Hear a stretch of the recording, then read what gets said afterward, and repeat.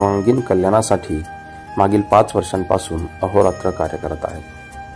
ग्रामीण भागातील तरुण, ग्रामीण भागातील मुलं, ग्रामीण भागातील आरोग्य सुविधा, ग्रामीण भागातील शिक्षण व्यवस्था, ग्रामीण भागातील उपासमारी, ग्रामीण भागातील गरिबी, ग्रामीण भागातील तरुणांना रोजगार यासह शाश्वत विकासाची जी 1 ते 6 उद्दिष्टे आहे आणि 13वे उद्दिष्ट यावर आत्मभान फाउंडेशननी यावर आपले सर्वाधिक लक्ष केंद्रित करून समाजामध्ये कार्य केले आहे।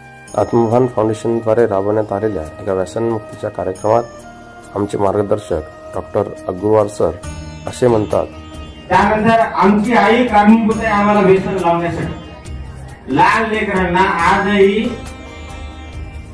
डोरेमॉन असेल, त्या मंदुतोंड्या सिंचन असेल, त्याच्यानंतर